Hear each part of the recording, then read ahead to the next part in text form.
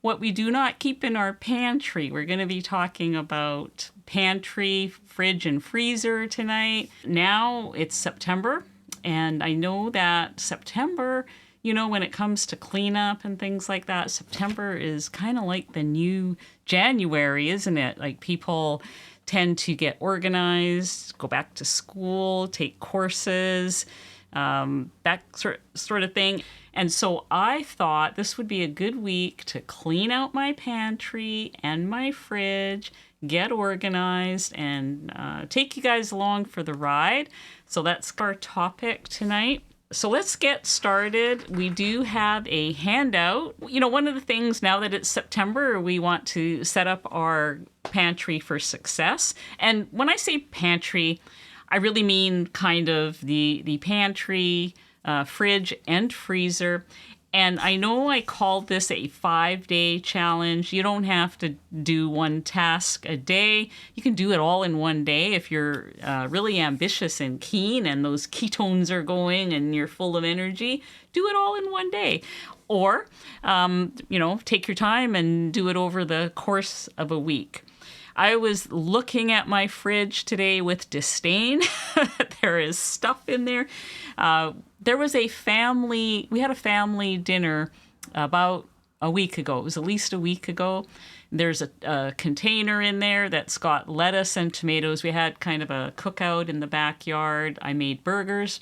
There are lettuce and tomatoes sitting in a container.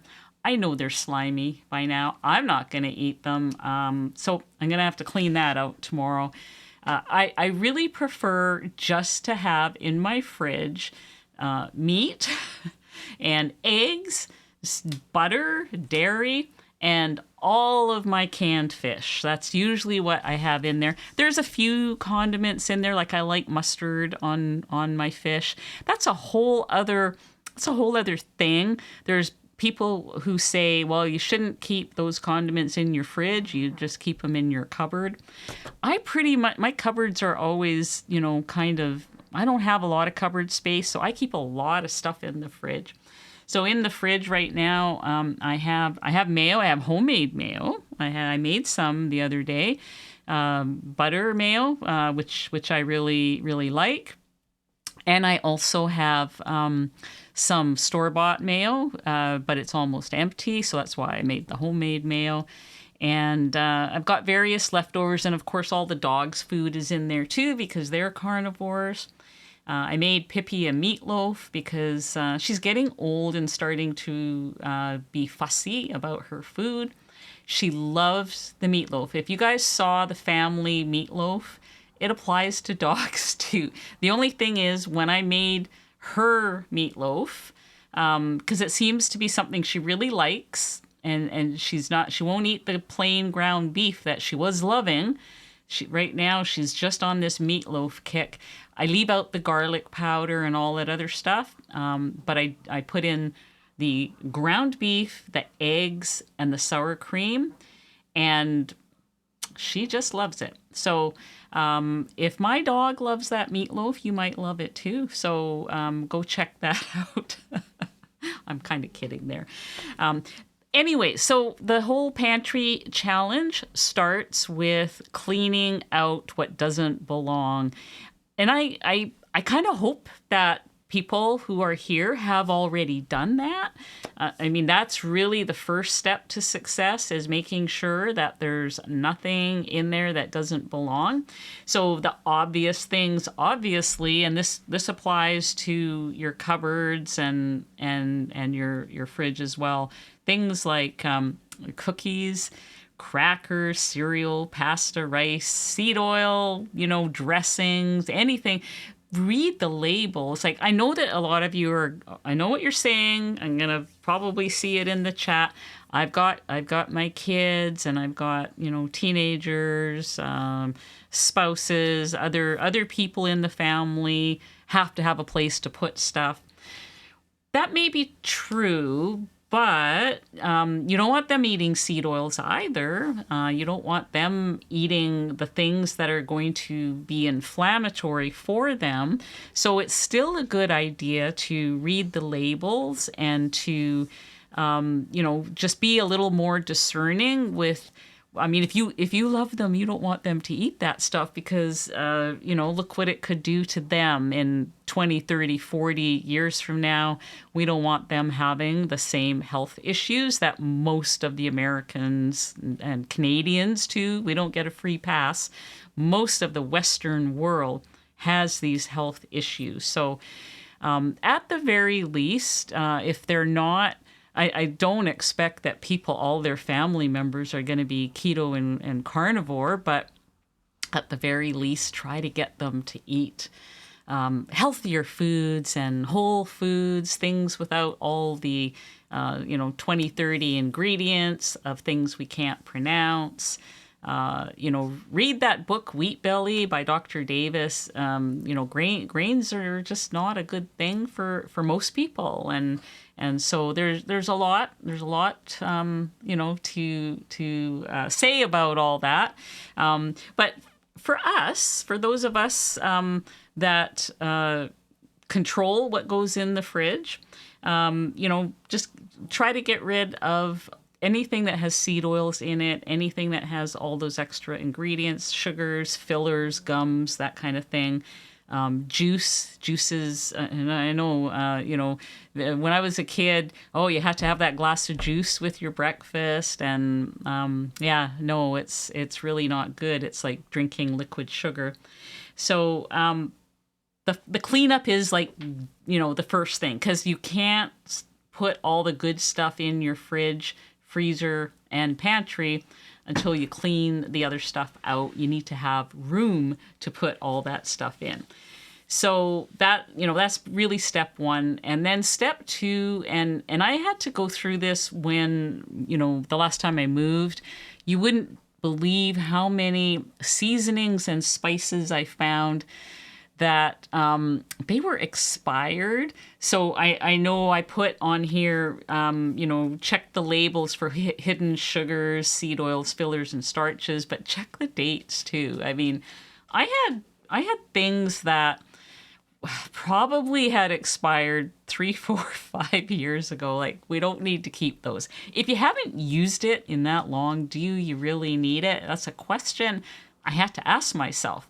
It's one of those things where things just collect in some of these cupboards and they get pushed to the back. You forget they're there, then they expire. So it really is a good idea to just take everything out, put it all on the counter, check all the labels, check the dates, the contents, and then arrange it back in a way that makes sense. And if you have things in there, even if maybe the labels are okay and maybe they haven't expired, but it's been in there for years and you haven't used it, maybe it's time to give it to somebody or donate it or get rid of it. Make room for something that you will use. Space is limited, and so it's always a good thing to do that. So what do we want then to do after we've done all that and half the stuff is gone? Then it's time to restock.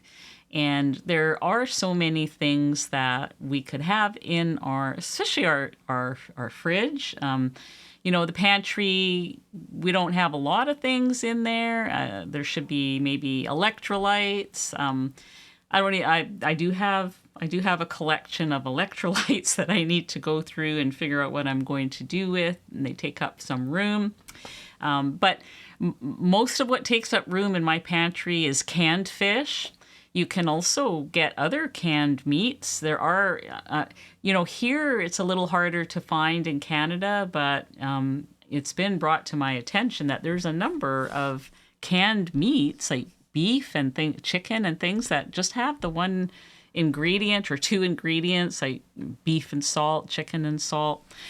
Those are great. And of course, the seafoods, those are really great for, not only to have on hand, for, making part of your meals or whatever, but also emergency food.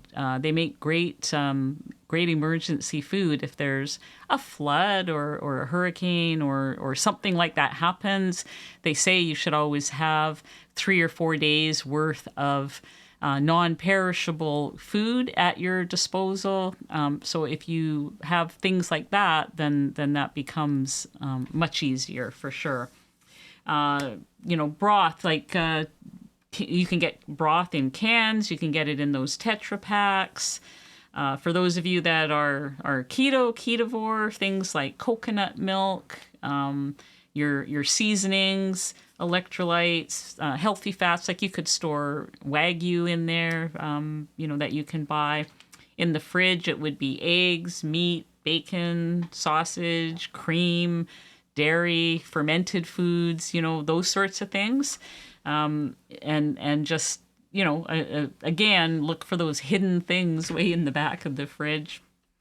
And another thing that you can do that is good for those moments, we all have those moments, is to have a shelf both in your pantry as well as in your fridge, the eye level shelf that is kind of like a your go-to place for those when those moments hit, so that you can go in and get a clean beef stick or things that are handy and you don't have to do anything. Because I think that's where people run into trouble sometimes, is they look in the fridge and all they see are foods that need to be prepared or cooked, and they're in one of those moments where they need it now. They need something now. So if you've got a bowl of boiled eggs, maybe some cut up pieces of butter, cut up pieces of cheese, you can have those things in a sealed container in the fridge, so you just pop open the lid and take something. Now I know that we discourage snacking on this way of eating, and that comes. I'm talking to the new people. I'm talking to the people who still struggle. They still struggle with snacking addiction. They still get the carb cravings. I mean, this is pretty common where people come to keto or carnivore and they give up in the first 30 days or something like that because of these types of things, because they're not prepared for what do they do when that intense craving hits, if they're not yet in that mindset. They're looking for instant gratification. And so if you've got the foods there at eye level, easy to grab and go, maybe even like make some little carnivore muffins or those sorts of things, something that is there, you can just grab it and have it. And, gradually, you will get to the point where you're eating enough at your meals, you're not eating between meals. I know a lot of people find it hard to believe that how filling it can be, but they haven't given it a chance to get there yet. When you get there, you'll know you're there, and you'll just wonder, well, what was all that snacking about? But at some point, you really will be able to make it from meal to meal, or from, the last meal of the day all the way, 16 hours, 18 hours, even maybe 24 hours before you have something else. And it'll be easy at some point. But if that's not easy for you now, at least make sure you've got the things you need right there at eye level that you can grab and go, and it'll just be a good thing. So that's what I have here. Now, there is sort of a bonus tip, and that is to do a freezer inventory. So I did one a couple months ago, and then I shopped from my freezer probably for almost that whole month. Like I made a list. I had it upstairs because I have a freezer downstairs in this storage room. Plus I have just my regular fridge freezer up here.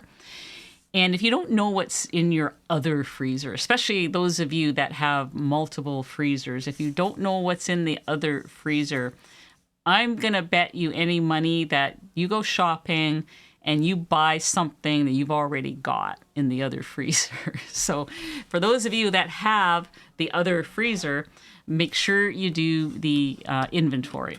Write it all down. Just take, just go down there or up there or wherever it is. Go out there. Maybe yours is in the garage.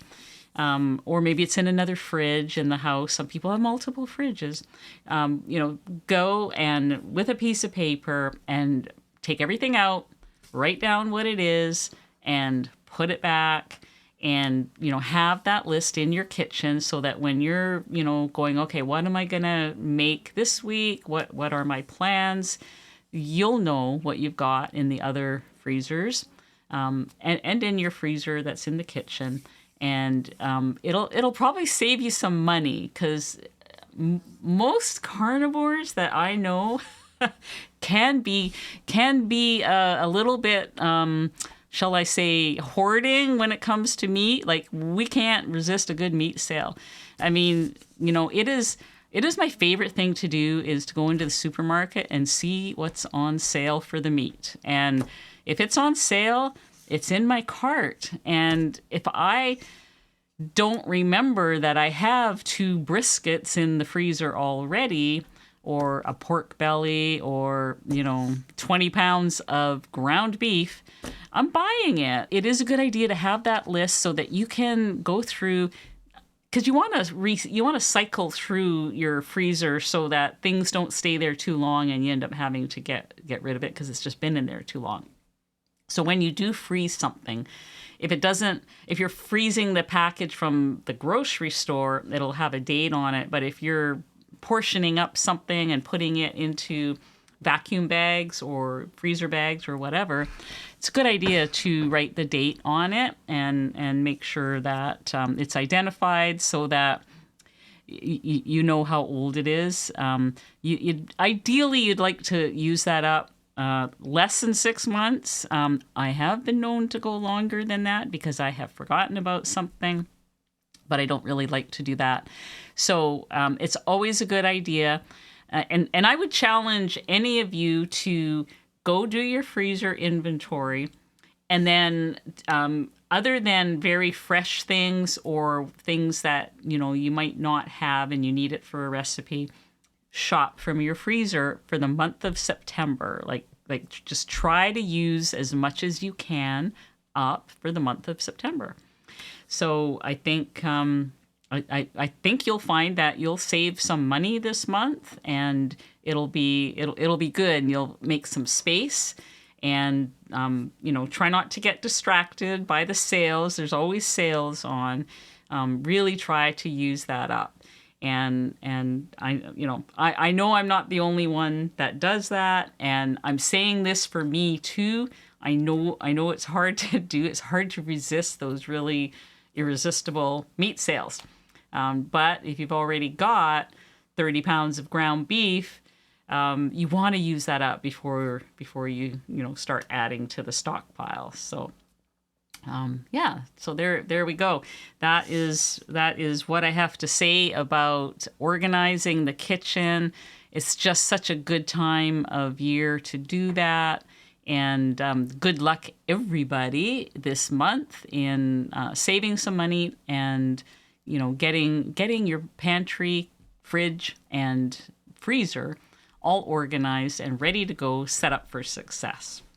Anyone else have products in the pantry you bought for recipes and now wonder what the heck it's for? Bamboo fiber, butter powder, tarragon. I hear you. And I got rid of a lot of that stuff when I moved. It's been 2 years since I've moved to Victoria, to Vancouver Island. And so I was able to come here unencumbered by most of those things. I think I do have probably too many different kinds of protein powder in my cupboard. So that is kind of part of being on YouTube and doing that kind of thing where you're making recipes, and now I've got the cookbook I'm working on. When you make a lot of recipes, sometimes you need those things. I wish they sold them in smaller quantities so that you could buy, 4 ounces of something instead of a tub, and just try it for a recipe and then buy a bigger amount if it's something that you're going to use a lot. Because these days I'm most happy with just meat on a plate. But because I'm doing a lot of recipes for the cookbook, I'm back to, I've got to make this creation and this creation and that creation. That's going to be the next few months of my life, and so that'll be over soon, and then I can go back to kind of where I had settled in before this book thing came up. But I'm certainly not going to complain. I'm not going to complain because I'm very happy with it. Bamboo fiber, I hate to say, I wouldn't recommend people have that. I think it's a gut killer. I think you want to be careful there. And same with almond flour and coconut flour. I really did a lot better after I gave those up. I found that they really did a number on my gut. Now, some people may be able to have them and tolerate them just fine. I'm sharing mine, my journey and the things that I've noticed for myself. Stephanie, I have some peanut oil in the cabinet, but it's not for eating. It's to seal the lid on my pressure canner. Okay. Well, that's, sometimes we have these things that are fair use, I would call it, things that you might need for a different purpose other than consuming. So fair enough. Martha likes to keep clean sliced salami in the fridge when she needs something. And again, that is fair enough because, much better to do that than to have the alternative. So that is excellent. And there are some nice, clean deli meats. I have one that I really like that a neighborhood store sells. They make it right here in Victoria where I live. They make pizza meat and turkey breast and things like that. I just love it. It's really, really good quality. Tina was thinking that today she came across some xanthan gum.